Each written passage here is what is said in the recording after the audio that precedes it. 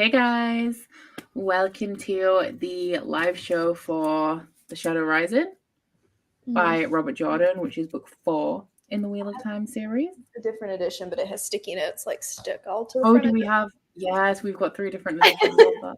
No one has like the original old cover either. That's like a bit funny, I think. I think they're all a little bit odd looking because I've seen a couple of them in like secondhand stores. They're interesting to look at. It has I think it's the old cover. Well, if I could get all of my little tabs off the front of it, kind of close. I think it's the old cover, like on the. Is that the old cover? I know there's one. I think it's for the Dragon Reborn, but I think it's like Rand with a sword in the air and like light coming out of it. It's like the original cover for the dragon. I think that's the Dragon Reborn. Hey Deb, how you doing? Excuse me, sorry. So yeah, this is the 4th Wheel of Time Along live show. And we will start off, I guess, with some small non-spoilery thoughts before we get into our true thoughts and feelings on this book. So, who are we starting with? You, ma'am. Me? Oh, me. I normally go You're last. at the top, so like. Well, I mean, if you want me to go first. Hello, everybody who is joining us now. I gave this 3 stars, and I think that plot-wise, it is better than like any book before it. And I'm really starting to see like little plot things like coming into fruition and like how intricate the plotting is and has been through the books and like the scope and the intricacy of the series as a whole. So I think that the plot was much better and I enjoyed the plot a lot more. But I think that it is incredibly frustrating to try and read this story with Robert Jordan's writing style. Because this book did not need to be as long as it was, and it's not even like his repetitiveness is him hammering plot points into your head. It's literally just anecdotes about men and women over and over and over and over again. So while I really like the plot, I don't like his writing style very much. And I think that is why I am struggling with it. And 970 pages is a long time. Like, it's a lot. Sorry, I just heard my nephew yell. I was like, I hope it's not me. That's a child. That was not in my house. that was it's not my child either. But yeah, I was just like, not now. Is it me? Yes. Yeah. Why not? Because I really like the plot in this. I really like how the plot is kind of different. Sorry, there's a child. There's literally a child. Ikke nå, okay? Kan du gå? Get a little start. Gotta go. Okay, Mel? I felt pretty similar to the way Becca did. I gave it a 2-star. I just feel like I'm not the person for this series. It's very classic. It's very travel places and learn things. And then we'll do some stuff while we're there, but we're really kind of meandering through everything. And there's certain spoilery parts to this that I think is just part of Robert Jordan's writing that is never going to go away, that just angers me every time I read it to the point where I kind of want to throw it on the wall, which is not, it's a very specific like thing that he continues to do. So I won't say that right now because it's spoilery, but this is just not the series for me. And that's okay. Sandra? Hello. Sorry, I had to get rid of the child. You want to cuddle with a dog. The dog did not like it. So like what was I even saying? I said I really liked I like how the story is in this one. I like that we got to see new places, etc. Even though like I can see why some people wouldn't like just going to a new place and learning and going to a new place and learning. But like the beginning, especially in this one, I think it's just so slow. Like when they enter, they're just there forever. And I'm just for no reason as well. It's just setting them up to go other places. I don't know how many pages it was like physically, but I was just like, can we leave now? Like I just wanted to leave because we knew we were leaving anyway. And I was just like the same over and over and over. So like if you cut like that, we would have like 700 pages instead of 900 pages, I would say. Yeah. So I get frustrating with that part, but like overall just really enjoying like the new characters and things, especially because I know what's to come. So it's just really exciting. And there's stuff in here that I thought happened like 3 books later. So I was just like, okay, we're here now. Yeah. And now it's just like, oh, all this is happening now. And I was not prepared, but it was fun. So I gave it I a agree 4. that the plot is better in this, and that there's definitely, you can see improvement in like the writing and a lot of the character work. I can't agree with that. I think that my enjoyment of this series depends very much. It's not even whose perspective we're following, it's what they're doing at the time. Because my favorite element of this book, or my favorite perspective, I would say, was either Perrin For me, or Min. okay. I forgot that Min was like had a perspective, but yeah, he had her because parts. which continues to be the same as what I've kind of said before with that, especially because when it was Elaine, Nynaeve, and Egwene that was in the White Tower, then they were my favorite perspective. So like Min being in that setting was why Min was my favorite character. But like I loved, without getting into spoilers, which we will get into in a minute, I loved the bit where Rand and Matt were in the like city that they go to. But everything after that with them, I just was not interested in. Because I felt like it just went on so long and there were so many like repetitive elements within that one. So even Matt being my favorite perspective in The Dragon Reborn was one of my least favorite perspectives in The Shadow Rising. So it very much depends on what everyone's doing, I feel, as to how interested I am in them, like in the moment. Yeah, I agree with that. Gave it 3. I think Perrin was my favorite perspective, as I like whole as well in this one. Was that Perrin? Mm-hmm. Yeah, I feel like Perrin's been one of my favorite characters like throughout, but I really liked his perspective in this one, which is interesting because when I found out what his plot line was going to be for this book, I really didn't want to read it. Like I didn't want him to do what he was going to do, and then it turned out to be like my favorite part of the book. But I guess we'll transition into spoilers now because there's no point talking around things at this point. Is that a 3? Do you mean it'll get a higher rating because of Elaine or a lower rating because of Elaine? That's what I want to know. Yeah, I'm curious. Let me know. Elaine was quite annoying in this one. I was just like, shut up. The perspective was not my favorite. I didn't like what was going on in that one. But Elaine is typically one of my favorite characters. So again, because of the plot that they were following, I was less interested. I feel like a lot of things are really being drawn out in the plot of this as well. Like, are they just going to, is Elaine, Nynaeve, and potentially Egwene as well, is their only plot line going to be them hunting down the Black Archer? Are they just going to do one member each book and just keep doing that? Because that seems to be it feels like it right now. I agree. Yeah. And it's like, we need to see more.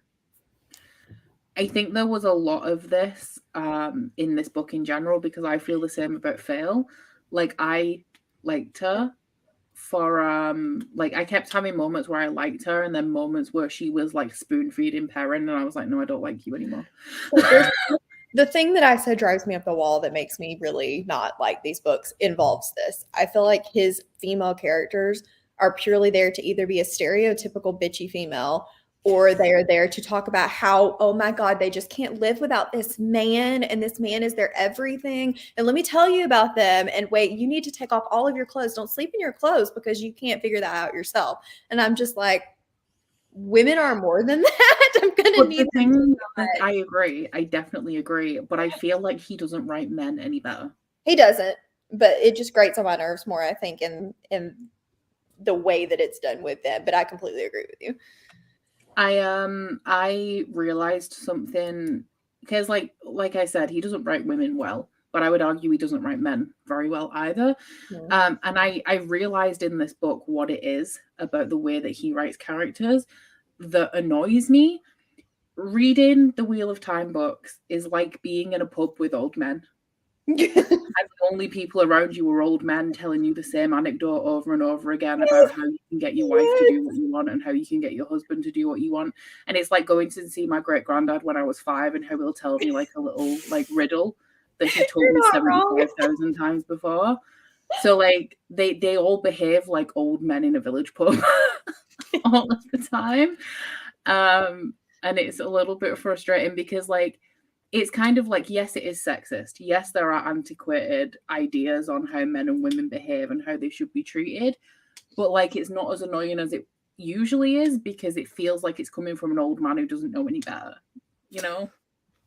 I think Like that's I'm not offended by better. I'm kind of more just like rolling my eyes like, okay, here we go again, kind of.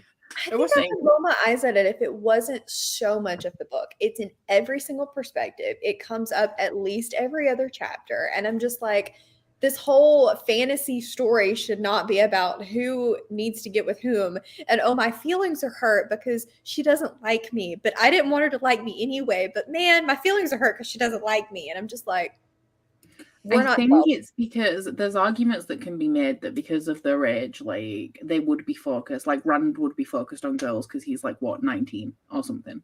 Yeah. You could make that argument, but it's just every character is just preoccupied with romance, and that is just not realistic. Like not when they're all like Matt isn't as bad, I feel. Like they're meeting Forsaken that are like literally servants of the Darkborn, and they're just like, but will I get laid tonight? Yes. And like with Lanfear as well, because Ron's like trying to deal with this Forsaken, and he's like, oh my god, Lanfear loves me. Yeah. It's like she had on the most risque outfit and like yeah. One thing that I noticed in this one that I didn't notice as much before is that there was a lot of fat phobia in it.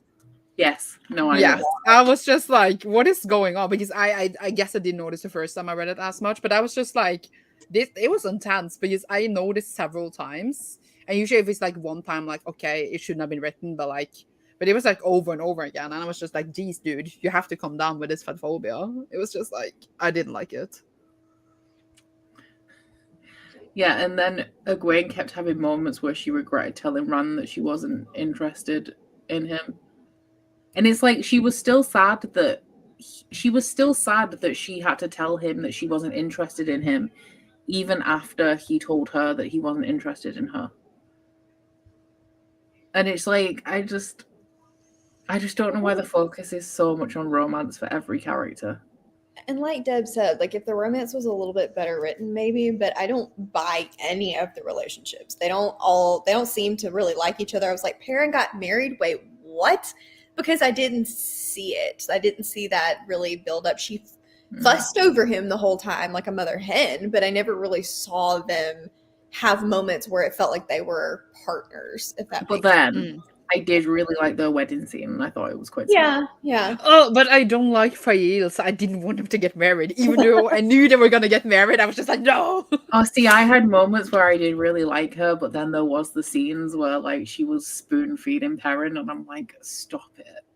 Just stop it, please. I don't know. It was just something about how they were like playing on each other, you know, a bit like, oh, I give her what she wants, I give him what he wants, etc.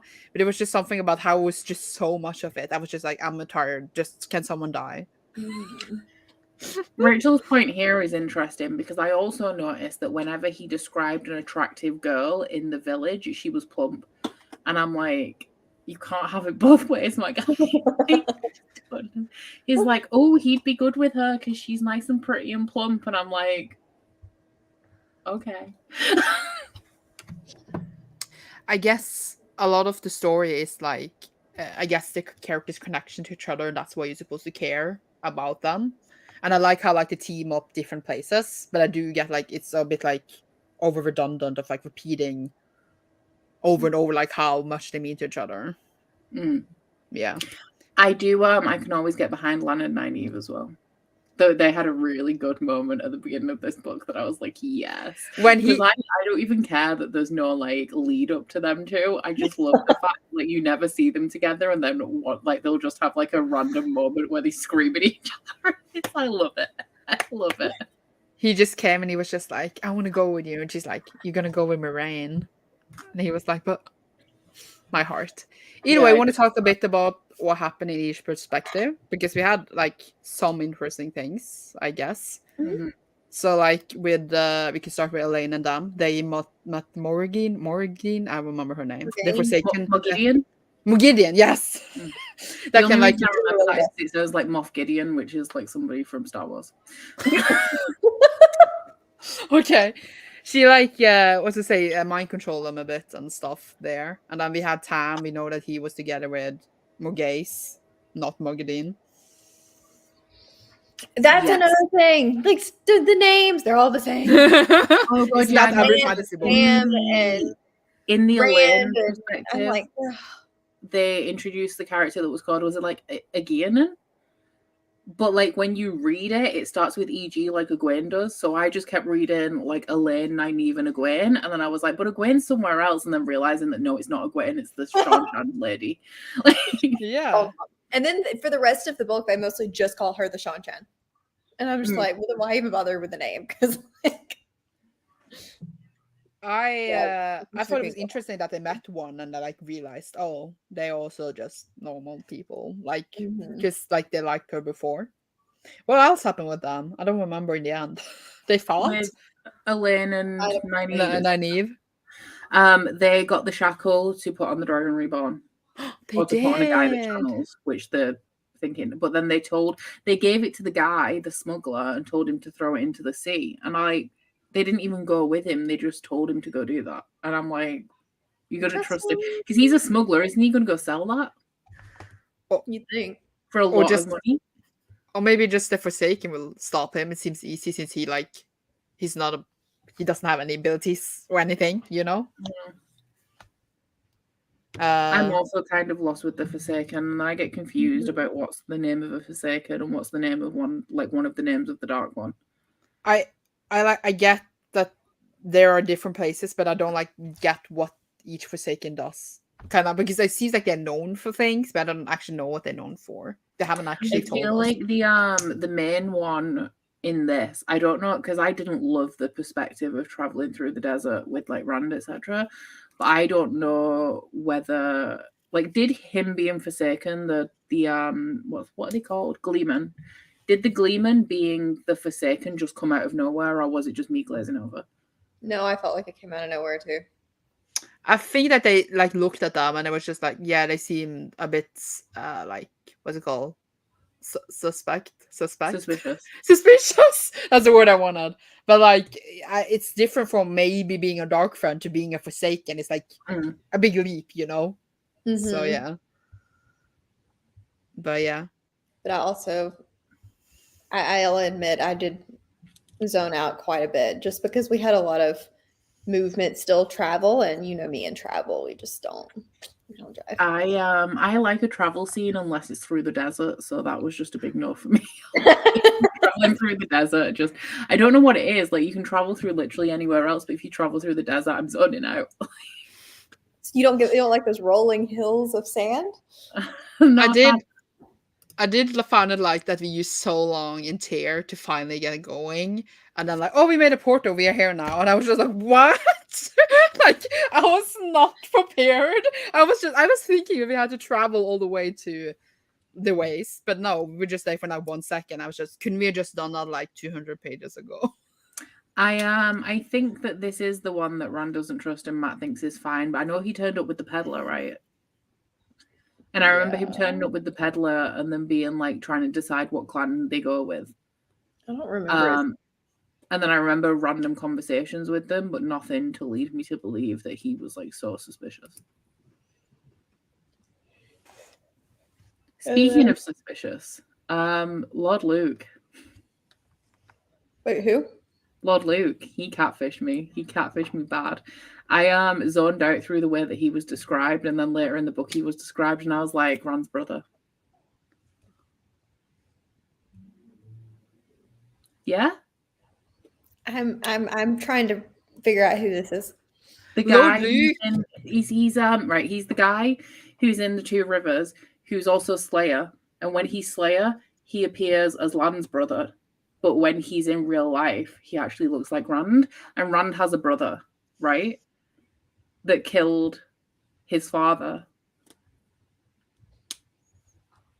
Right? This must have been a zone out moment for me because I remember they talked about like I'm trying Rand's parents, but I have no idea what you're getting at. Does Rand have a So brother? Rand's mother left sure her they will. husband, who she had a child with, Yeah. and travelled to the Waste and met Yeah. Rand's father and had a kid. And then after Rand's mother died, his father went back to the place that he's from, which is the same place that Lan's from, which is the Blight, and had a conversation with a guy who looked like Rand, who was assumedly the son to me that Rand's mother left behind. And then Luke is the only person who's turned up in Two Rivers, and Perrin's like, who the fuck are you? Like, I don't recognize you. And then I thought that he was Slayer, because Slayer's also turned up in Two Rivers, like killing all the people in the dream world. But then when Perrin looks at him in the dream world, he sees him as Lan's brother. But then Nynaeve figured out that you can change your appearance when you're in the dream world. So when Perrin shoots him, Lord Luke suddenly goes missing and he's injured. And then Perrin's like, oh, like, but he doesn't look like Lan's brother. If anything, he looks like Rand. And I'm like, yeah, because he's Rand's brother. This is where the names being too similar are killing me. Because I'm just like, okay, I'm following you kind of. I was going to say I thought Luke was someone else, but I'm not going to say anything because now I'm sure if that was in this book. So now I'm just like, when he was first described, he was described as handsome, and I missed anything about his hair color because at that minute, I wasn't comparing him to Rand, even though I knew that Rand had a brother, and I was like, this brother's definitely going to be like some sort of deal at some point because nobody made the connection. Like even Rand heard the story and didn't go, oh my god, I've got a brother. Like he literally was like, okay, well I'll never meet my parents, cool, and like forgot about it. Like didn't even clock that he's got a brother. So when Lord Luke turned up, I made the connection. I was like, well, he's obviously Slayer. And then I thought that he wasn't. And then when Perrin was like, oh, but he doesn't look like Lan at all. He's got red gold hair. I was like, well, that's Rand's brother then.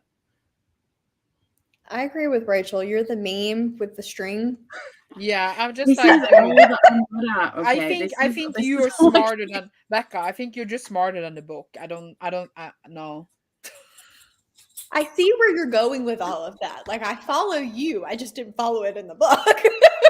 So it's one of the only things that I pulled up with a plot point. Well, talking about Lord Luke, what do you guys think of Perrin's new kind of lordship status? Oh, it's interesting. But sorry, I was reading the comments. I got distracted. It kind of just feels like a repeat of what happened with Rand, where Rand's like, oh, I don't want to be the Dragon Reborn. I don't want to lead all these people, you know? So I feel like it's going to happen. And then Matt is going to have all of his armies that he can lead as well. Yeah. I just think it's kind of like the people just suddenly came to him to ask all the questions and stuff. I was just like, this is like a dude that grew up in your neighborhood. Just because a dude in my neighborhood did something, I don't know. He left and he came back and he's the one familiar face. So I can see people gravitating toward the familiar face of somebody that seems like they've got all this extra experience. But I don't know. I don't see Perrin as a leader. Okay, here we go. So Rand's mother turned up in the Waste, and it says she spoke of a child abandoned, a son she loved, a husband she did not love, where she would not say, I don't think she ever forgave herself for leaving the child. And then on the page after, it says about Rand's dad, whose name I'm going to butcher, but it says, he went north with the young men to hunt Trollocs and Maedral in the Blight. It is a thing wild young men do, and maidens with less sense than goats. Those who returned said he was killed by a man, though. They said Janduin claimed this man looked like Aiel, and he would not raise his spear when the man ran him through. Well, it's just how coincidental is it that she has a son with another man, and then this guy that killed his dad looks like her? Like, it has to be for a reason, right? I remember they said this, by the way, but I'm just like, I never thought about it like that. Now I'm just like, what happens later? I don't even know. Oh, wow. After having read further, it's just like, yeah. I mean, stop being smart, Becca. Just stop it. This is all I'm here for, just like the plotting. Because I know it's here. I've been told the series has this level of plotting. So, what I'm here for. Becca's like, I'm going to find it. Yeah, basically. I will dig through all even of these words about men and women, and I will find the plot. Once we get past the does she like me, does she not like me, pulling the petal off of the flower.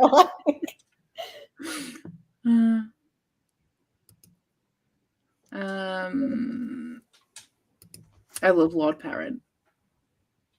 I kind of like Lord Perrin as well, just because I like Perrin, and I like that whole plot line kind of unfolded. He definitely had the most going on and the least amount of meandering. I feel like in this book there was a lot of meandering happening in most of the other plot lines. I do think it's interesting though that they all knew what was happening, so they sent Perrin to sort it out, because Rand was like, well, I can't go, and Matt went with Rand instead of Perrin. But this whole siege that happened lasted a long time, and nobody ever heard about it. Nobody got messages about. It's because they're in the waste. They're in the waste going around. But everybody else was in. Is it Tanchico? So they didn't hear anything either from anyone. But it's a really tiny place. They don't really send out messages, I think. And they have the dream people. Yeah. So the dream people know what's what. Yeah, but I don't know if they're visiting Emond's Field. Well, they should be. I think Rand sent Perrin there because he knew it was a trap for him, so he couldn't go. And Matt was told that he had to go to Rhuidean to go into the round thing. What's it called? Which I really enjoyed that bit of it. That was I know, no, it's great. That was really interesting. And then it was really sad when I then no longer became interested in that perspective. I think I found evidence the Arthur Hawkwing is Matt again. Hi, Bree. Do you want some cheese? Always. Because you are a cheese. Part of his prophecy was to die and live again and live once more. A part of what was, and you could interpret that as Arthur Hawkwing already died and is living again through Matt. But then Matt died and lived again. But it says that and lived once more a part of what was. So maybe. I'm still running with that theory. Becca's just this is where Robert Jordan talks in circles, and Becca's like, yeah, but I got you. And I'm like, yeah, that's a circle. The only other thing that I really picked up on this book is that I think that Gawain is going to become one of the Children of Light, because everything that everyone says about him is how he's good to a fault. And we were all like, how can you be good to a fault? Why do you hate him so much? Because he's good to a fault. And it's well, if he is somebody who is like that, he's easily corruptible. Because if the people of the Children of Light start to come to him and say, whisper in his ear and convince him that their way is the right way, then he'll follow them blindly and fuck everyone else. Which seems to be what he's doing. But I never remember the difference between Galad and Gavin. Who is who? No, me neither. Galad, I think, is the one who's the actual brother, and then I think it's Gawain is the one. But then one of them likes Min, and one of them likes Egwene, and I don't know which one's which. Which one likes Egwene? I can't recall. Literally, I read 15 books, and I still don't know who's who. I think it's Gawain that likes Egwene, because the only other thing that I put a plot tab in is that Min saw 2 prophecies for him. One is where he's kneeling at Egwene's feet with his head bowed, and the other one he breaks her neck. So I think that depends on whether he joins the Children of Light or not. I assumed that he was the one who liked Egwene because of that, but it could be Galad. I don't remember. I thought it was the other. Again, the names are too similar. Literally. I mean, possibly. Maybe they both do. One of them couldn't recognize Min, though, right? So he mustn't like it that much. I think that they should have been named at least Garan and Galad. That would have been easier. But Gawain and Galad, no. I can't deal. Okay, so it's Galad that likes Egwene. But it was... Who was it? Was the Galad who you think is going to do Children of Light? And one of them had a little band of thieves. The one that it's Gawain who I think is going to do the Children of Light. Oh yeah, they don't share the same mother. Yeah, no. Because he's the one where they Egwene doesn't like him, And her reason for not liking him is because he always does the right thing, which is like seems a bit stupid. Or like they say like he's good to a fault. She needs a bad boy like Rand in her life. It's like because he'll always do what's right. So I guess in the past he screwed over his sister to do the right thing, and that's why she doesn't like him. But she seems to resent him a lot for it. But that's how I see that he can be corruptible. He is potentially corruptible by the Children of Light because if he thinks that their path is right, then he will willingly sell out like his friends and his sister and Egwene and everything for it if he believes that that's the right course.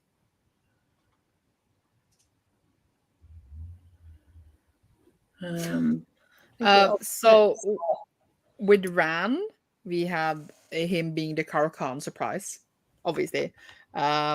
Is that the chief of all chiefs? Yes. Mhm. Yeah. What do you guys think about him being like, I'm the chief, follow me? Well, he does it in everything else, so why not with Aiel as well? I didn't think that was a surprise. I thought that he knew that that was the end goal for him, and that's why he went to the Aiel. Like, I thought he knew that was part of the prophecy. Yeah, me too. I think that was like something he knew he had to do, but I'm really confused about the other guy and how he got dragons on his arms. I think he like he saw Rand get them and he copied them so that people think he was chief of chiefs. But or like did he copy them? Did he like draw them on? I think I don't actually remember if this is true. I don't remember if this is true, so this is not a spoiler, but I think that maybe they are working like with the Dark One so that they would like help him so that people would not believe Rand. Yeah, I got but that. I don't remember 100% if this is true, but I guess it's not like a spoiler. Yeah, I was just really confused about why he had dragons on his arms, and I thought, oh yeah, false dragon. But then I was like, well, surely not every false dragon has dragons, because if they did, then everyone would think they were the dragon, and they wouldn't be false. Yeah. So I got really confused about that. Lanfear did it to cause chaos. Someone just said, yeah. Okay. But thanks, guys. I think like the Aiel and how like Jordan at least like I don't know. I think they are inspired by real people. I don't actually know or who, but like I just think how he what you can say world build their culture is like one of the best he has done.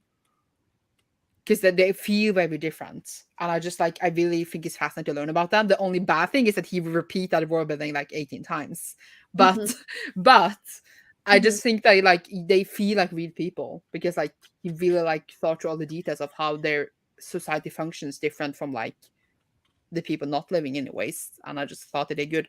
What do you guys think about the reactions to them actually promising to live by the leaf? And this is right. Galad is the half brother. Gawain is the full brother. Why does everybody have the same name? I don't know. Names. What do you think about Rand just shouting out to all of their Aiel of the truth of their origins?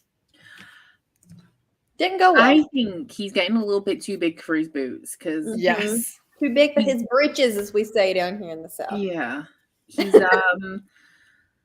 just because then when he was pulled up on it and they were like, you can't do that, he's like, well, I'm here to create chaos. That's my prophecy. So what are you going to do about it?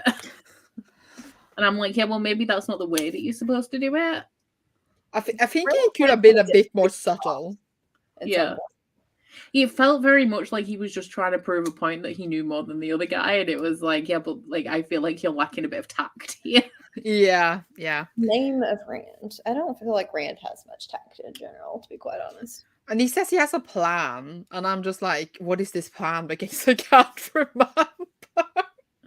Because he's just like, this is not following my plan over and over, and I'm like, dude, I don't think your plan is good. You just think you have a plan. I did struggle with the last chapter of this book because I've said from book one, like Robert Jordan writing action scenes, I'm not a fan. So I know there were bits of like that last chapter that I definitely missed, especially because it came off the back of, there was another action scene just before it, wasn't there? Was it Perrin? Yeah, didn't they have like the last battle? For that. Not the last, but they won. So I got a bit stressed when I realized I had to read another battle scene straight off the back of that. And then Aiel came and saved the day. Just like Sansa in Game of Thrones. No, I just said Aiel came and saved the day, just like Sansa in Game of Thrones. Yes. Okay, so 3 times. I think my favorite plot point in the book is when they take and steal Swan Shanche. Because I did not expect that to happen. I knew it was going to happen in this book, had no idea. And I was just like, because that means a lot. Like the tower is in chaos right now, which is one of like this most stable part in the book. Mm-hmm. And I feel like it means a lot for the book going forward. The thingies are going to them now as well. Paddon Fane, who isn't Paddon Fane anymore, is Yordith. Yeah. They're going to the White Tower for Mhm. assumedly more chaos. It's interesting actually because the White Tower reminds me a lot of the Brotherhood in The Witcher, which I'm currently watching season 3 right now. So I agree with that statement wholeheartedly. Yeah. And even the way that they're portrayed in both of the shows, very similar, like the two magic schools. So it's interesting because similar plot lines and stuff, but also like that still remains to be one of my favorite parts of this series in general is the White Tower and all of the politics going on there.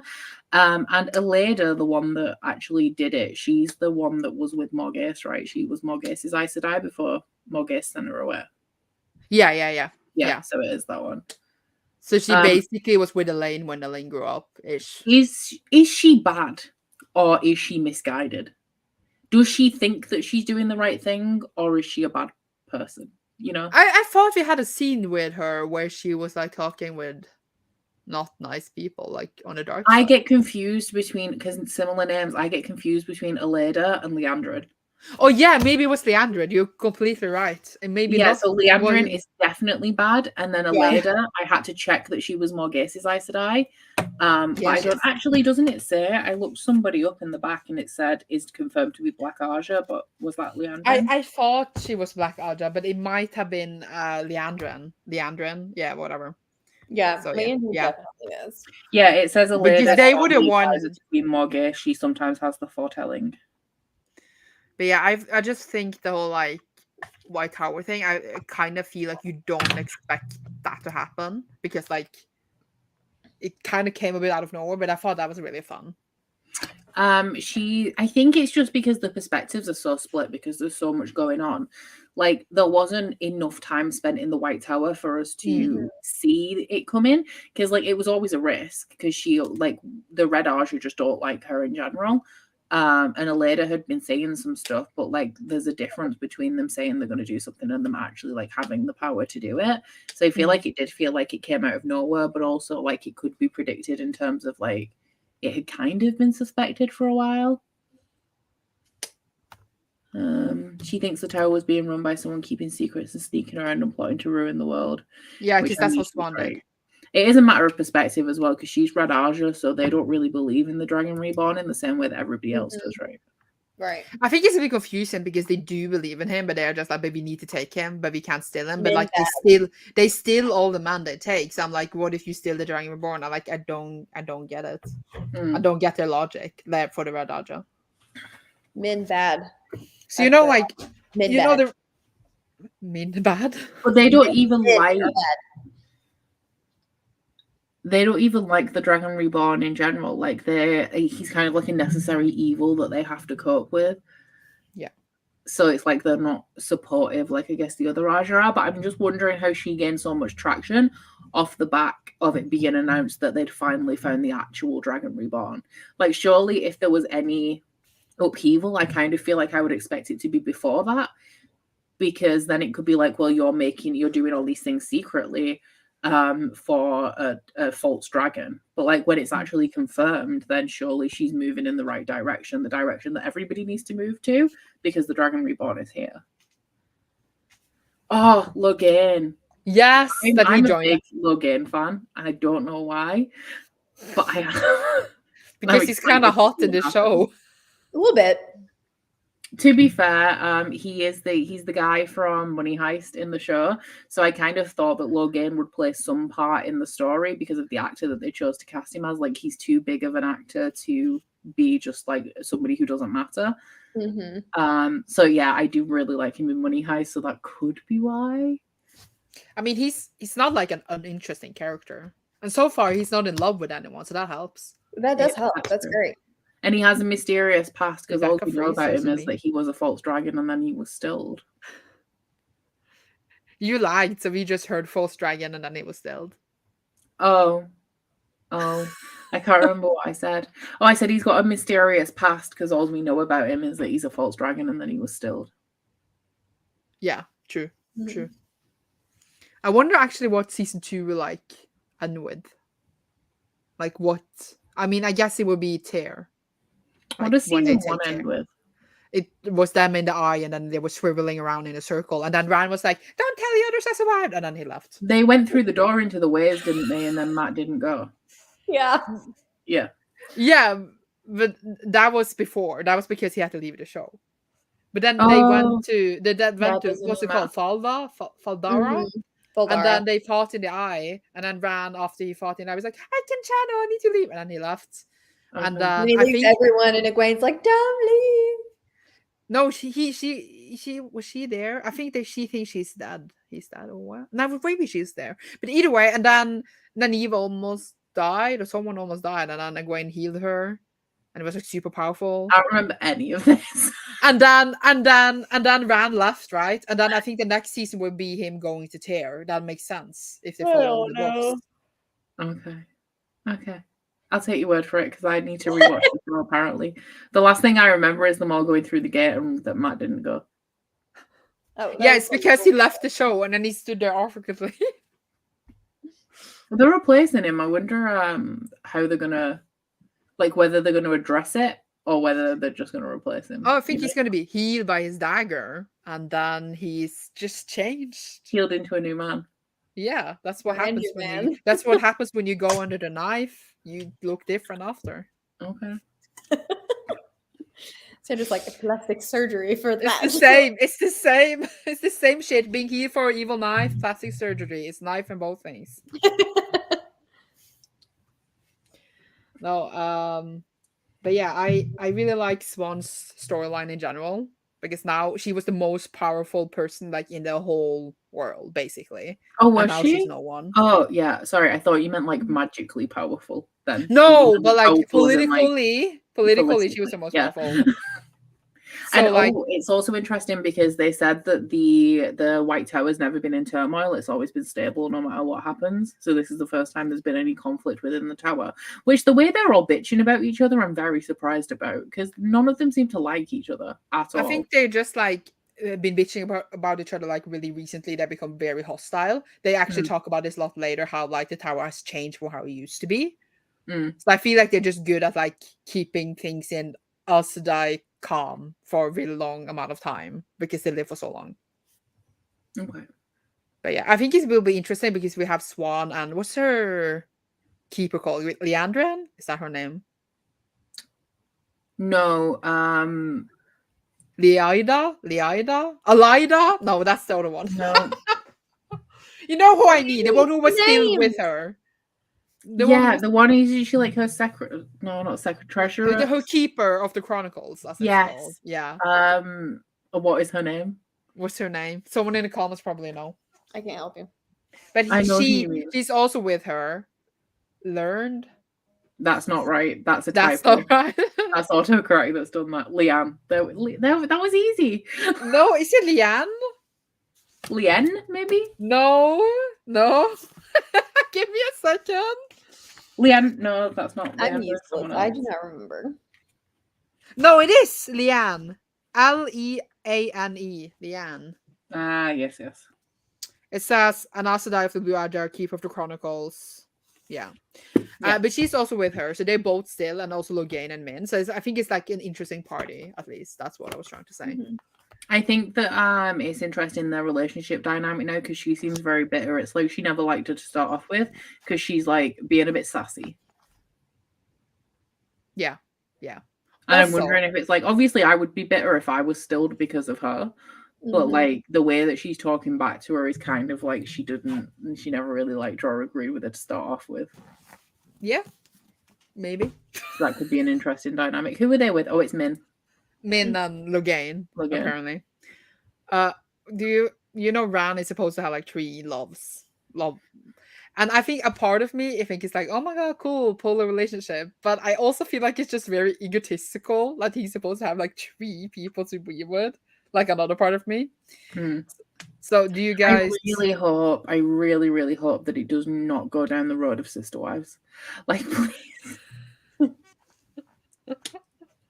He is an Aiel. He is an Aiel. I know, exactly. That's why I feel like it could. And he mentioned it at some point, and he was like, I can't see, was it Elaine and Min going for that? I feel like the third love, though, I feel like we're supposed to think that one of them's a Gwen, but I feel like the third one is Lanfear.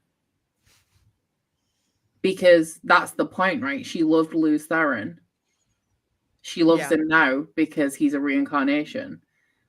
And I'm assuming that at some point in 15 books, he's going to be sorely tempted to go in that path. Thanks, Becca. I hate it. I think I think if it was written today, maybe.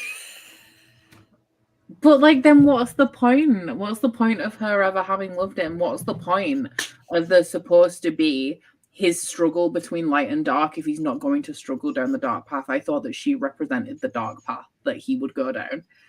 True. Because now they're having just like cozy little conversations where he takes Forsaken to be his mentors.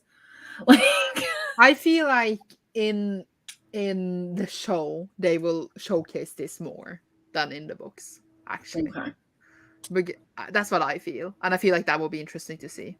If it's not going to be Lanfear, then I feel like it must be a Gwen and a Gwen's. Because I think that they don't all have to be at the same time. Because if I had 3 great loves, I wouldn't be polygamous. I would have them one after the other. So, like, a Gwen could have passed, and now he could be on to another one.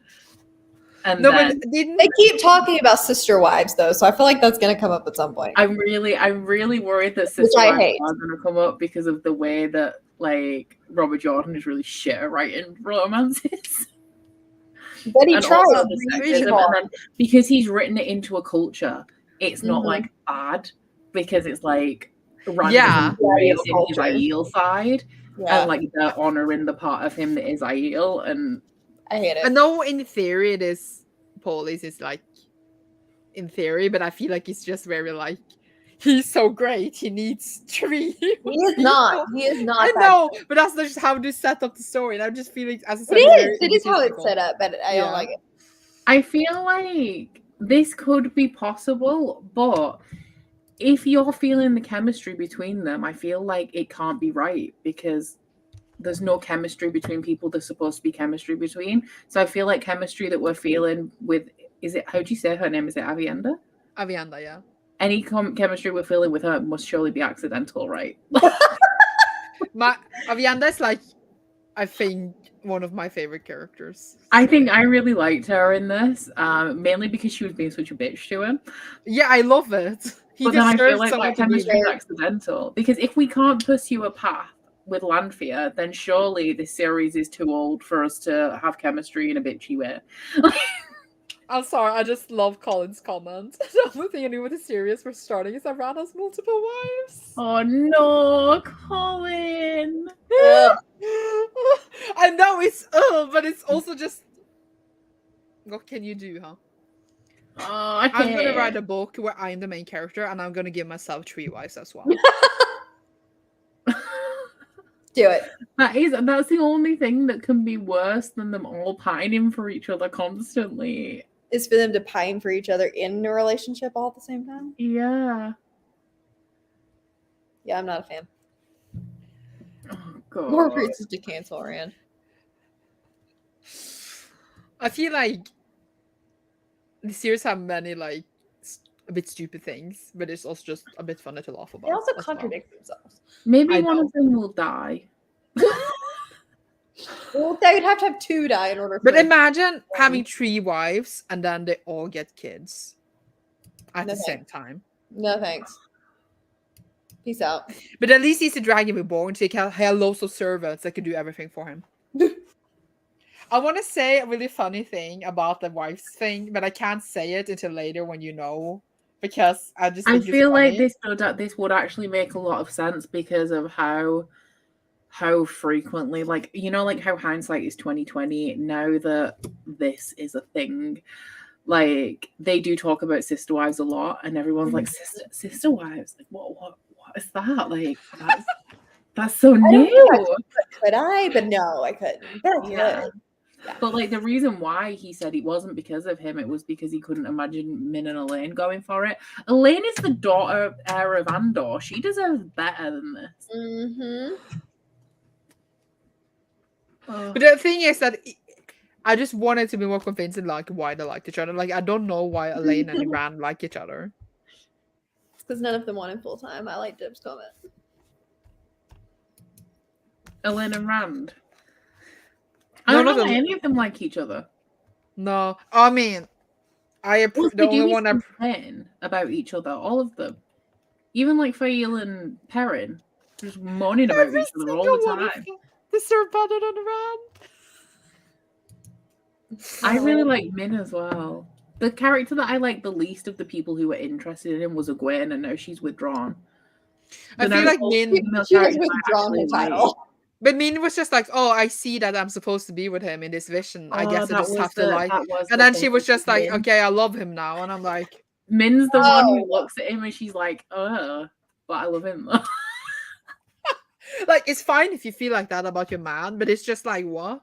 You talk to me for like 5 minutes. I can't. But it's so funny. I do not understand. Mala's just giving up. The man wrote the romance because, like, it's every guy's dream, right? They want 3 wives. I've read a lot of fantasy because I read a lot of fantasy romance. Okay, so like I will admit, like romance is done differently in a lot of the books that I read, but I've also read plenty of fantasy that just isn't romantic at all. And yes, somebody might get married, but it's not a big part of the plot where we talk about how they're so in love with each other and falling all over each other. I just don't understand why there is so much relationship drama in these books. Like, it just doesn't need to be here. I feel like the relationship drama is actively making the books worse, and they would be so much better without it. I feel like they could have had the relationship they're having, but we didn't need like all the I don't want him, I don't want him, I want him. Have you read my letter? Like over and over and over. Like if we just like but we has he read the letter? Yeah, he read both of them, but they were contradicting. Thank God for that. Somebody needs to tell my girl Elaine because she really needs to. I feel like it is just part of the story. We can't do anything about it now, but I agree. Like we could have cut a lot of like the whining out, and you could still have the same relationship, just not all the whining. You know, it would have made it better. Even you know what, Elaine and Rand could have been together, and it would have been much more realistic if they'd have said this politically makes a lot of sense for us to get married. And then they got married, and I didn't need any of this whining about how they all love each other. Like they could have just got married, and it could have just been a thing that happened, and we could focus more on the actual plot. Agreed. Yeah. Agreed. Not everyone has to be married. Not everyone has to be in a relationship. Not everybody has to love somebody. There was even a part with Tom at one point, and I'm just like, stop. I feel like some of the, I was going to say, upcoming pairings in the end is going to make you all like, what? Stop inserting yourself then, sir. Robert Jordan had sister wives. I'm looking up this man's because I'm like, you must be a looker. What would you insert yourself? Nope, not a looker. Why wouldn't you though? Come on, be nice. I think who was a looker? Like I read that the Rand romance subplots in this book are based on something Robert Jordan wanted to happen to him in life. His wife, I don't know, was not happy about it, but still, she was just like. Were they married before she was his editor, or did they get married because she's his editor? That's a great question. Because I think that if they were married first, she was way too kind to him. Yeah. And he could have trimmed these books quite a bit. He's not, no. He's not a pretty guy. It was during his college year, and he put it in his book still. Oh, this is the cover that I said that I've seen that's like really cheesy. Oh yeah. Oh yeah. But those, I kind of like those covers because they like remind me of classic fantasy. Yeah. I'm really liking the relationship. I'm just reading your comments. between Nynaeve and Lan, they are part and Pine Name, but it makes sense the way other relationships don't. Yeah. They are everything. I love them so Yeah. much. Because I feel like theirs is actually an example of how we have moments where they have outbursts, but we don't actually see a lot of their relationship. Like, why can't everyone be like this? Because Yeah, Rand is there's main some amount of character and he has 3 love interests, so we need to I focus think on as it. well, we don't actually have Nynaeve. I don't think we've had Nynaeve's perspective, and I don't think We did when we were in in the beginning. when we were in Ollie Rod, we had her Oh, yeah. perspective. Yeah. Tell an Auntie Rod. Tell on. I Is know it how to Tell- I say it Tell all the Andrea? time. Don't make fun of me. You added way more syllables in there than Yeah, and Nynaeve is a bit annoying, but I still love her. She is the queen of my heart. I'm not. Together with Aviendha and Egwene. I don't think I mind Nynaeve when she's by herself. You put those 3 women together, and I would like to bash all their heads together. Well, then even they just go on and on about how infuriating each other is. Yeah, they And just really bitch annoying. and moan and whine, and that's why I'm like, Them 3 together, it's like a gaggle of fishwives. it is. It's like Robert Jordan said, okay, what is the annoying female that I've always had in my life? I will write many of them. I want that on a t-shirt, a Wheel of Time t-shirt. I want that.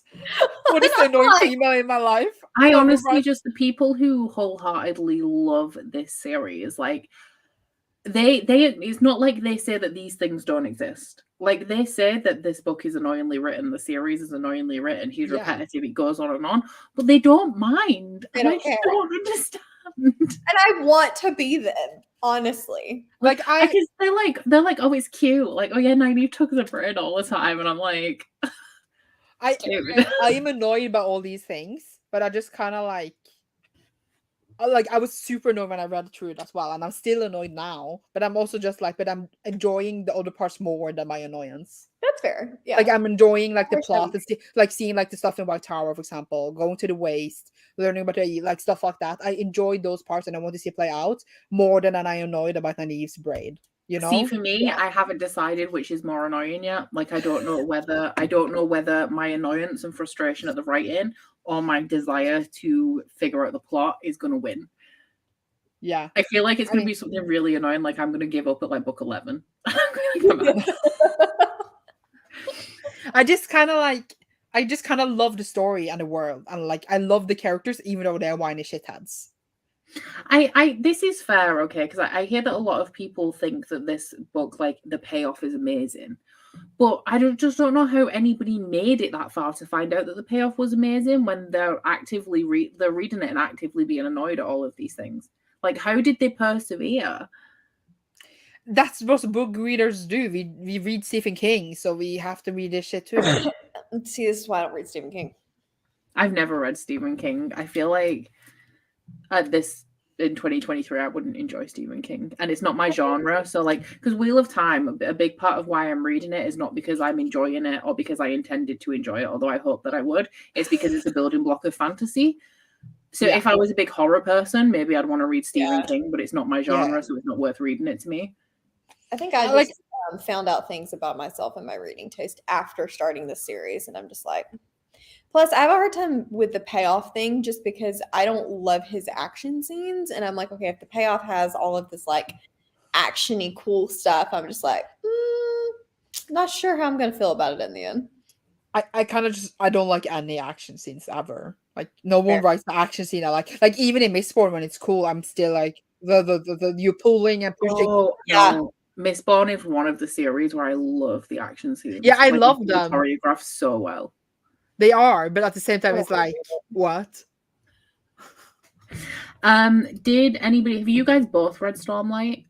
Yes. Are you guys seeing the influence of Robert Jordan on Brandon Sanderson? Because I am at this point. Yeah. Yeah. I think whereas Sanderson is still very wordy, he's wordy in a different way than Jordan is. And you can definitely see the influences there in like the plotting and stuff, but I don't think that his characters or his prose is as grating as Jordan's is to me. I think something that I'm really finding noticeable now that I'm reading Wheel of Time is that the structure of Stormlight is very similar to Wheel of Time. So like I'm sure you guys remember in Stormlight, you have tons of random characters that only turn up for one paragraph and then leave. And Wheel of Time is very like that. Like Audith is a character that's like that has 2, maybe 3 pages in this book that character has. And Stormlight is like that, where it's this like vast story that's made up by so many character perspectives, but some of them is so like seemingly insignificant in comparison to others. I'm also seeing even like a lot of similarities between Sanderson's Stormlight characters and the Wheel of Time characters. If we think of what is Nishani, is that her name? Navani? The princess? In Stormlight? No, that's is it her mother? Oh yeah, the one who is banging the king's wife. That's kind of spoiling, but the one who No, the king that dies in like the prologue, his wife. Oh, what is her name? Like she has qualities that a lot of like the female characters in Wheel of Time I feel have. Navani. There we go. So like I'm seeing stuff like that, and also like the length of the books just in general, the scale of the story. I do feel like Sanderson does a lot of things better than Robert Jordan does, but I definitely am seeing the influence and like the correlation between Wheel of Time and Stormlight. We know that Brandon Sanderson is a huge fan of Wheel of Time, which is why you finished it. So it makes sense. But one thing it's so weird how they can be so different and so similar. Yeah, because like I actively don't love these, but Stormlight is one of my favorite series. So it's kind of crazy how they can have so many similarities. But there's also a female Aiel character in this called Adelin. Which I noticed and was like, Adelin? But also, I think that both have in common that they don't write romance very well. Just that in Brandon Sanderson, it's almost not there at all, and then suddenly they're together, and here it's too much. It's the opposites, but there's no chemistry. Sanderson can also have a tendency to write relationships that are like old people relationships. So I feel like that is also a thing. I feel like we have 2 sides to Jordan in this book, and we only get one or the other. One is you wouldn't understand this because y'all probably don't have jacks, but like the old people that meet on Sunday morning at 6 a.m. to eat their biscuits and gravy and just tell anecdotes the whole time. And then you have the teenager that just wants to moan and groan about people not liking them, and he can't decide which one he wants to be. Which is very mean of me to say, but that's kind of how I feel. No, I feel you. I get what you mean. It's just, And then every once in a while, we have like this guy that knows how to sword fight. So, we had the Way of the Leaf kid. I don't remember his name. Who decided to pick up a sword with the Matt, and he I don't know why, but he, I guess that's kind of spoiler. Never mind. Just forget I said anything. I get why it is endearing. I do see that. But for me, I feel like these types of relationships represent an antiquated idea of gender roles. And that women are in the kitchen and men are out at work. And I feel like the reason why it irritates me is because it perpetuates those stereotypes. And like the old people style relationships is kind of like, well, like some of it feels like I'm watching like an Alfred Hitchcock movie where like the woman falls into the man's arms and then the waves crash in the background, like that kind of thing, which is just and all of those things have their charm. Like those movies have their charm. I love Hitchcock. But it's frustrating from a modern perspective to see all of the relationships portrayed in such an antiquated, like sexist way. I agree with that. Yes. Well, yes. The good thing about Brandon Sanderson is that he has challenged his beliefs a lot in recent years, and become a lot more open-minded. Because is he Mormon? He's Mormon. No, Mormon. Yeah, so like he's become a lot more open-minded and challenged his own beliefs, which is all you can really ask of people that have been religious their entire life. He's always said too that he wanted to write religions outside of his own and kind of try to challenge that and learn from it. So I don't feel like the Mormon doesn't, to me, show up in the books as much as I would have expected it to. I do feel like he has a lot of interesting discussions about religion as well in his books that you wouldn't expect from somebody who comes from that background. Like there's definitely an open-mindedness when it comes to discussing religion in his books that you definitely wouldn't, or I wouldn't expect. there's a lot of religion in them, but there's always like a character questioning his beliefs. Like Yes. always. So it's never like someone who believes everything blindly. But if they do, they usually start questioning it. Mm-hmm. But it's a different author than what we're here to talk about today. Is Robert Jordan religious? I don't know if he was or not. You're asking good question. I have no idea. Maybe I'll look.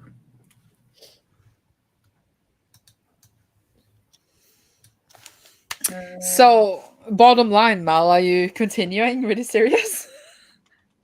Andrew, why are you asking me that right now, man? You want me to ask you backstage and stuff? I wanted to put you on the pedestal right now. Wait. No, I clicked on the wrong thing.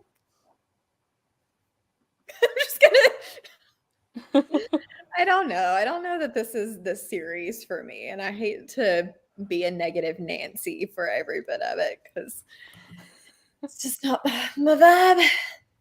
It says here that he is High Church Episcopalian. Yes. What is that? But I don't know how religious that is because it's pretty religious. I was like, it's not a branch of Christianity I'm super familiar with. That's why aren't only swearing only blood and bloody ashes. Mother's I milk. love Not blood mother's and milk bloody in a cup. But I kind of find swearing a bit charming. It's just funny. But then there's lots of people who are talking about him and saying that he's like quite liberal. He was a student of world religion. Cool. There's a lot of paganism in his books. Says he's a practicing Mason here and a devout Anglican. So I don't know. It sounds like he was well versed with household fantasy icons and faith. Yeah, there's some religion there, and I feel like it shows in Robert Jordan. Mm-hmm.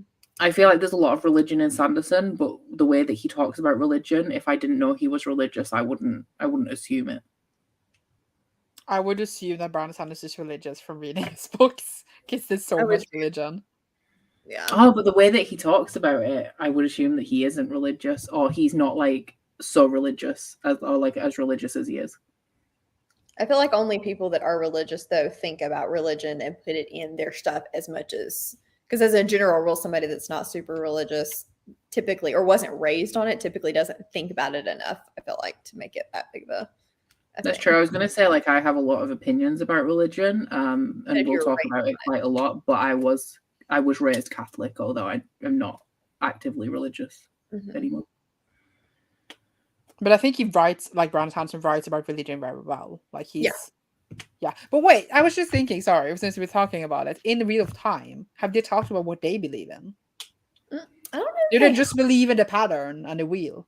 Yeah, I don't think that there is, for me, it's this. Like, they don't talk about religion, but the way that life is portrayed is a religious way of life. Yeah. So that's why I was like, is he religious? Because it seems like he is, not because he talks about religion all the time like Sanderson does, but just because the way that people behave and are represented, especially amongst the main characters, it's like a stereotypical, like, religious way of life. I was also thinking about the Children of the Light. Would you call them a hate group? I would, for sure. Yeah. They give me the impression of super devout Christians. Yeah. That go around trying to convert people into Christianity, the kind of people who like are very much anti-LGBT and like heavily racist. Like, that's the Children of Light to me. I agree. Because I'm like, I think it's interesting how like the children are being talked about by the characters and how much like power they have. So like because of the Children of the Light, it also makes me think about Robert Jordan being religious. Something that I feel like we haven't talked about now is actually, because I know you said, Sandra, how do we feel about Rand telling everyone that the Aiel used to be the traveling, the Tuatha on? Yeah, the Tuatha Amir. But we haven't actually talked about that as a thing, that they used to be the same. Yeah, people. Like they used to follow the way of the leaf and were like peaceful and never raised their weapons, and now they're like warrior people, like they're known to be fierce warriors. It's very interesting to me because of the way that the Aiel think of the Tuatha, because they call them the lost ones, whereas that doesn't make any sense because they were the original ones. So surely the Aiel are the lost ones. That makes more sense. But it did make a lot more sense in terms of the song that they're looking for. Like, have you heard the song? And especially in those flashbacks, like we actually heard the song. Assumably that was the song. I did actually kind of like that time, like when he was there and what we were learning and getting more of like the lore behind them. I thought that was pretty well done. Wish it was more like that all the time, huh? Exactly. It would be good. Because I think also the weird sci-fi, the sci-fi-ness of that one, like 2 pages. 2 pages. It's like, let's name all of these like weird creations and then just never mention it again. Why is Rand not telling people that? Why is Rand not come out of here and like, what the fuck was that? Yeah, it's because I think the whole thing is that people think that Wheel of Time is like what's it called, like a middle-age fantasy, but it's not. It is actually like, it was sci-fi, but then they broke the world, so now they live like farmers. That's like so many other things. That's like I know. Fantasy 10. That is very, once again, there are similarities between that and Stormlight. I know. Because like a lot of people think like they are like, you know, like Game of Thrones. They are, I don't remember, Middle Ages. I'm sure I've read something very recently that's like a historical thing, but it's actually future. Oh, never mind. It was fantasy romance. It was Wolfsmith. Oh yeah. Yeah. So it's the same. Like in Wheel of Time, you think we are in the Middle Ages, like Game of do Thrones, we ever get actual like more on that and more about how the society broke? Because that's what I'm interested in. Like, I want to know. I think what happened. we talk more about the breaking of the world, but I feel like that they go around, they see like you know, like ruins of the world that used to be. But maybe they would showcase that more in the show. It would be interesting to see. Yeah, because I don't feel like I've had any descriptions of things that are like, because I would assume that things would be metal, but everything I think is made out of stone that we've seen so far. Yeah, Shannara Chronicles as well. Oh, for the for the break, futuristic but not futuristic thing. Yeah. But like, what do you call that, by the way, when they are like in the future but not, or like they're in the future but? I don't know. There probably is a word for it. There probably is, like, I think it's like a certain word for it. I just don't know. That's interesting. Someone in comments probably knows. What were they doing as well? Like, because I read that, and obviously it was supposed to be disjointed and kind of dreamlike, because it was a series of visions that were moving backwards and forwards in time. But like, what were we seeing though? We were seeing the building of the city. So is that city left over from old times? I don't know. Because they seem to have been building that city. Why has it got so much ter'angreal in it? Is that how you say it? Like, why are there so many beacons of power in there? And why do they not want them? Like, why didn't Rand just, like, scoop them all up and leave? Can he? I didn't know if he could, like, take anything with him, really, anyway. But that's what the city was made out of.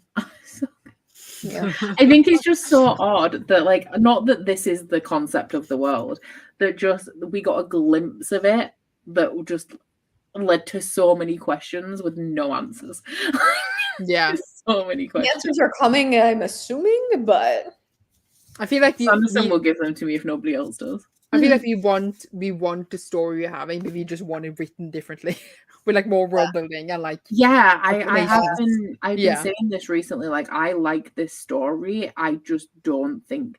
I think that Robert Jordan is potentially a master storyteller or story creator, but I don't think he's a very good writer.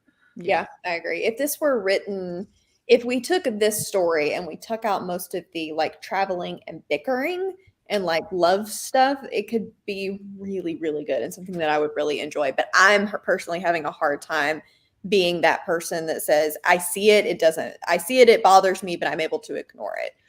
Yeah. It's like, I agree. But because I think like if you expand it, for example, more on like Camelin and what's it called, Andor and all those places, I want to learn more about those places. I just hear their names. I still don't know much about them, you know? Right. And I just wish that we like focus more on that instead of like if Rand read a letter. Exactly. It's just the way that everything was also, the way the story has been laid out is very clumsy as well. Because like in one book we go to Camelin, and then we see a bit of Andor, and then the Sean-Chan turn up, and they're the conflict of book 2, and then they disappear for a book, and then we learn about somebody else, and now we've learned about the Aiel, and now we're starting to see everything come together.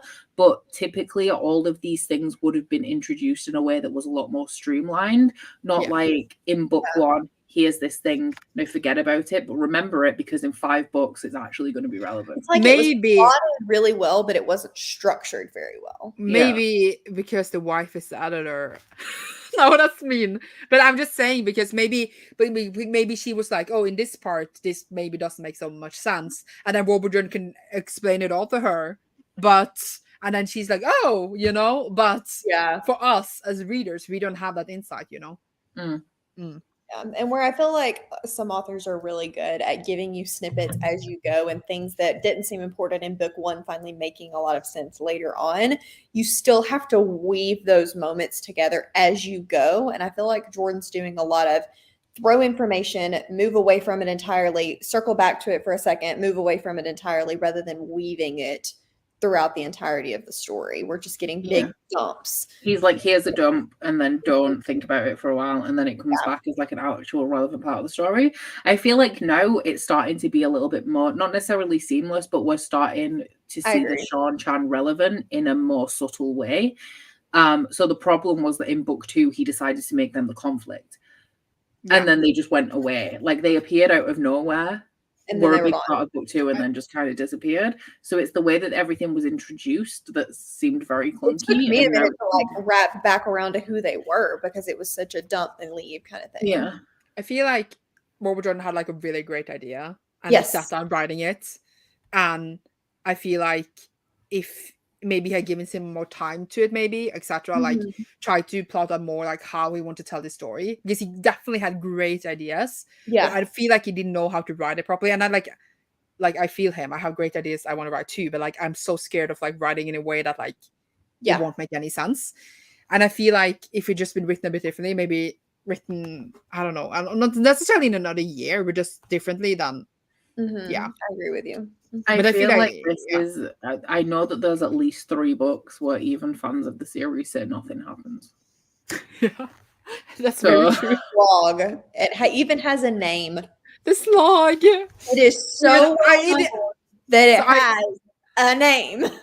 Like, I didn't know about the Slog. By the way, where nothing happens. Is it like 7 to 10?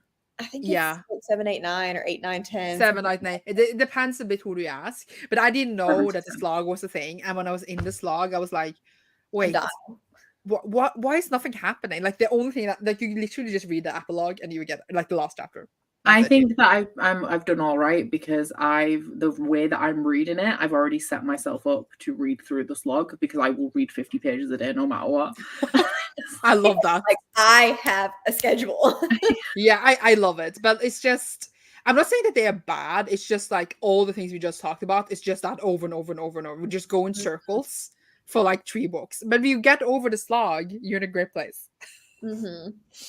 Yeah. Like, I think one of the books in the Slog like 2 stars. Like, and I can say that, and I really like the series. So, because nothing happened. Can we just skip them? I mean, I'm not gonna blame anyone if they just like read the last chapter in the Slog books.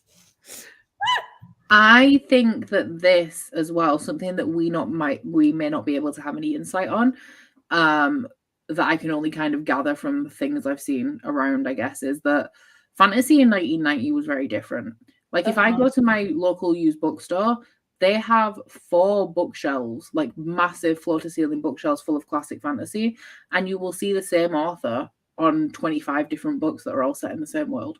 Yeah. That I've never heard of, and I've never heard of this fantasy series. So maybe fantasy just was a slog in 1990. Because, like, we're 4 books in, and we still haven't reached the year that I was born. I'm not. Yeah. So, like, I haven't read a whole ton of fantasy around. But then I have read Game of Thrones, which was published in 96. And I have read The Realm of the Elderlings that started in 96. So, like, I'm almost there. It's just the, like, 5 years before that I haven't read anything. Hob has a tendency to meander, too. I feel like the character work for me in Hob is a lot stronger than it is here. And if I connected to the characters a little bit better, I think that I could get over a lot of this stuff that's annoying me. But unfortunately, because I still haven't connected to them 4 books in, I'm like, okay, at this point, am I ever going to care? I mean, And Game of Thrones isn't the most engaging series in terms of the writing itself. Especially Clash of Kings. Clash of Kings was horrible.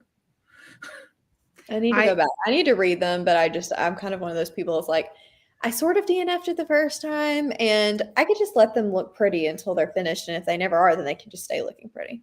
I read the first book 3 times. I gave it 5 stars every time. I love that, though. I really like book 1, book 3, and book 5. Book 2 and 4, not yet. I keep saying I need to continue the series. I reread the first one, then it doesn't happen. So that's like, why I read it 3 times. We're done. Yes. Clash of Kings is for sure a slog, and I can't remember why, but I can just because we did catch up book club for it. Yeah. That was the first catch up book club series, and I remember all of us just being like, "This is the book that never ended." I feel like if George R. R. Martin ever writes the next one, I'm so excited for the next catch up book club because, yeah, there would be one. Yeah, if he ever finishes it. I keep missing the live shows. I just watch them back. I keep missing them, even though I read the books for First Law. It's a curse. Damn. What, you're just rereading the first book over and over? That's not how you get through anything. But I definitely can see, like, I feel like the first few books in this was where like Jordan got his footing, and now he's like, I don't know. But how then to say it, like, yeah, he loses it again. I know. I know, but like in a way that at least some things are coming together. But I feel like 1, 2, and 3 feel like very similar in the setup. Mm-hmm. But here it was a bit different, at least. I agree with that. So I feel like 1 to 3 is a bit like, I think, more difficult to get into, and then like, yeah, I don't know. Which one's your favorite book, Sandra? Because I know a lot of people really like this one, and I give it 3 stars. So I'm upset. Okay, well, I need to go in and check because there's one that is my favorite, but I cannot remember for the life of me. Oh, someone is getting rich. This is my my big Wheel of Time fan that bigs me up in my spoiler videos. I was just like, why is it yellow? Thanks. Let's see. My favorite is, I need to scroll. Apply that to slogan through in a Sando ending. I'm doing it for the Sando ending. We know Sando's my boy. My favorite is, I think, The Gathering Storm, which is book number? 12. 12, yeah. Is that Sanderson? Yeah.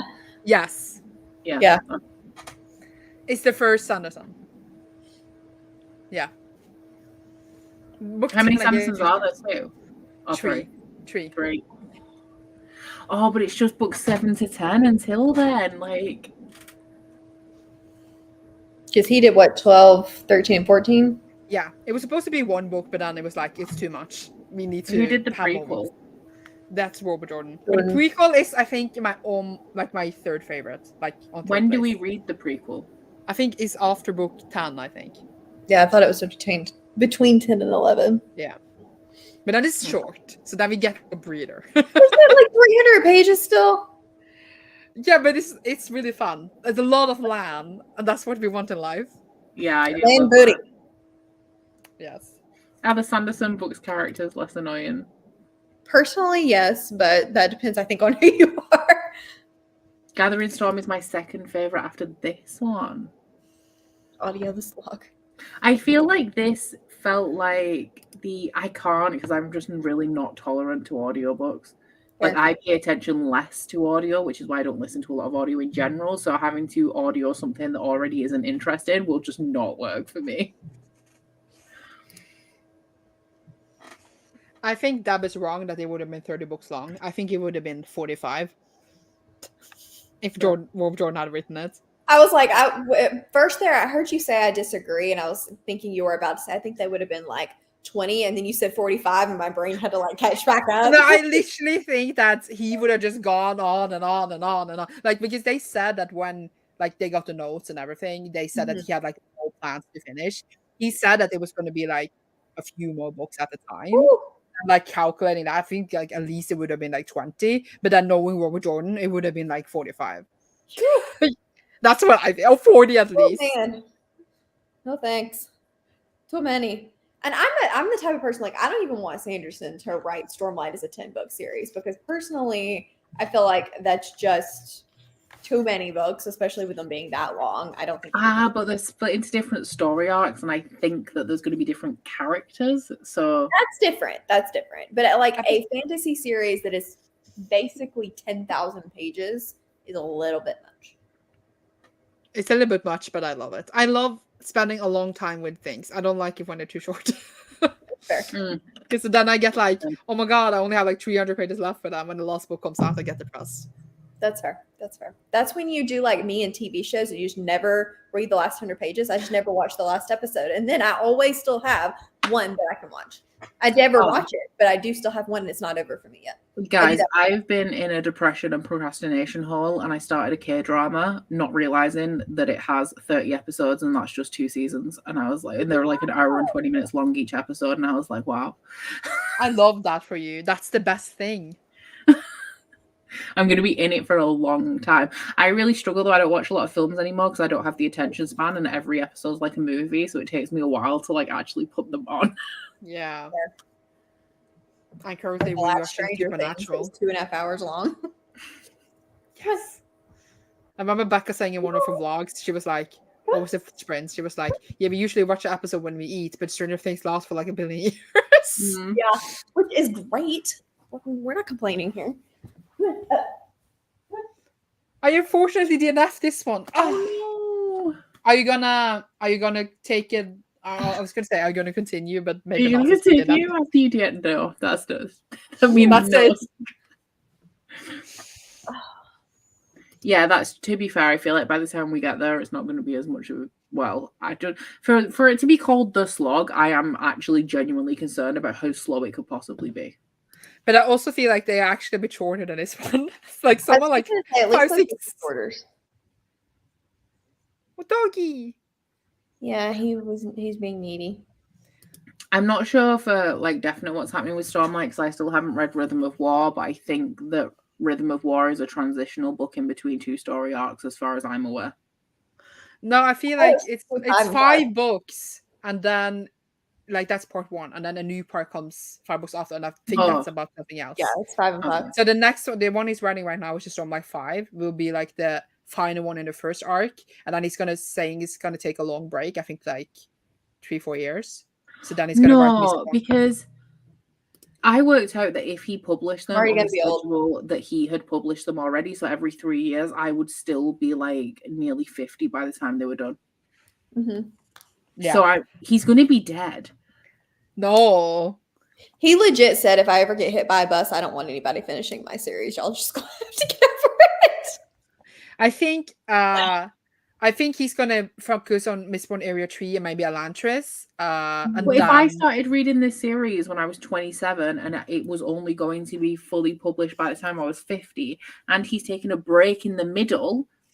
It sounds like he's taking a 1-book break though, because if he takes a 2 to 3 year gap, that's basically where he would have written 1 book and then pick it back. So I will be over 50 at that point. He's already several years older than me. We're all gonna be like I think he said so, like in his State of Sanderson, he's going to take a break between part 1 and part 2, like a longer break than usual, because he usually has like a year where he writes like 2 shorter books, and then he writes Stormlight for like 3 years. You know what I mean? But I think he said he was going to like finish Mistborn Area 3 maybe, and maybe write Elantris. There's going to be 4 eras to Mistborn. The next one is a modern day one, and then the one after is a futuristic one. If he's going to finish Cosmere, we were way off track here, but if he's going to finish Cosmere by the time he's 72 and it's Cosmere, that's everything. Yeah. And he's, how old is he now? 40s? Oh, I thought 56. 56? Really? I'm Googling. 47! I say he's not low at 56. 40, I thought he was in his 50s. I'm so young. Yeah. So we got 30 more years. People live until they're like 90, and he's like a billionaire. I will be like 60. That is it's fine. You will still. It's fine. 60 is the new 40. Okay. Unless he gets hit by a bus, and then that's just going to be really sad. What if I get hit by a bus? Then you can finish the books and have a. Yeah. I think for the UK ones, the next one is under 800 page. No, 900 pages. I think it's like 800 or something. And I don't have any past book 5, so I don't know. I haven't checked my actual edition. That's not including like the glossary and stuff. That's the actual book. That's true. This is But true. some of these were off track. They weren't the actual Cosmere books. And some of them are not good, so it doesn't count. No. I haven't read any of them yet. I'm waiting for UK paperbacks because I have UK paperbacks of everything else. I got Leatherbound, of course, and I don't know how. No, we don't need to talk about it.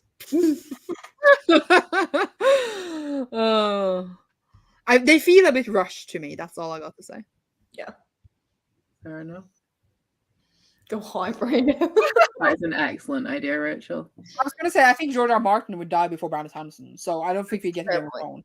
I know, but we've already given up on George R. R. Martin. Like, Sando's doing all the work for us right now. He's provided. What is it with fantasy authors falling off the map? We have George R. R. Martin, we have Patrick Rothfuss, and Scott Lynch. Yeah. Oh, you know, Stephen King. He wrote the what's it called, Black Tower, Dark Tower. Dark Tower. Yeah, but the thing is that he was gonna write the last book, and it went years, and then he almost died in a car accident, and then he was like, "Shit!" and then he wrote the last book. I need to write it. Yes, that's literally what happened. That's like actually what happened. So what we need is the annoying thing about George R. R. Martin is he can write everything else, just not Game of Thrones. Yeah, because he's rich and people will buy it anyway. You know what? Honestly, good for him. But I feel like we need someone to almost drive over George R. Martin. So he will finish the books. Sandra, you're not wrong though. I'm sorry, I didn't mean it. No violence here. I don't promote no violence. We're not advocating for anyone to No. do any violence. This is Becca's channel. It's fine. It's not mine. Amazing. Okay, does anyone have any final thoughts on Wheel of Time? I would say we have derailed hard this last 20 minutes. No. No. I liked it. I gave it 4 stars. I think I gave it all of them 4 stars so far. I love that. I go 4-3-4-3. So maybe the next one will be 4. What did you give it? I think I missed it because I was talking to a child. That was kind of the point. Did you give it 2? 1? 2? 1? I do think this one was better written, like as a whole, but I'm just kind of over here living in the 2-star world. At least it's not 1. Wrong opinions only. Fantasy news. King also did cocaine in the 80s. But I don't actually know. Didn't we all? But I never lived in the 80s. Becca's like, I would have if I'd been Which there. year were you born in, Becca? That's the vibe. Cocaine in the 80s. What year were you born in, Becca? 93. Oh. Yeah. I don't know why. Why did I think you were born in 89? Why did I think that I was doing cocaine in the 80s? Baby Becca, get that coke. Wait, which year are you born in? Your year are you born in, Mal? 94. Oh, okay. You're 1 year between you guys. Oh, look at you.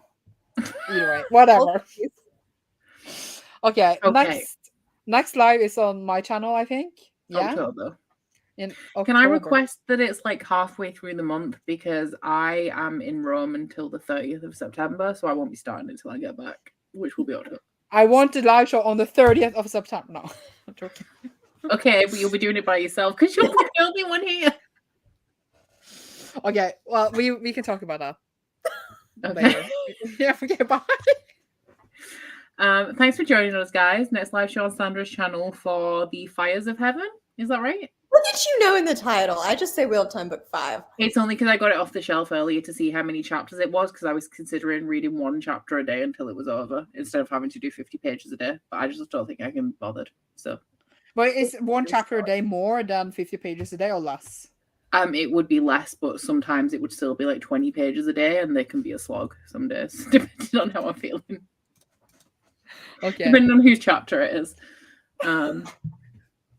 So, but like, yeah, do you stop mid-page if it's like in middle? No, of, I like, read to the nearest chapter. like, So even if the like, I chapter read goes 50 pages a day, and then if the chapter ends at like the 60th page, then I continue. Do you stop like even though the chapter doesn't end on the page? Sorry, I liked. No, I go to the end of the chapter. Oh, okay, yeah. Yeah.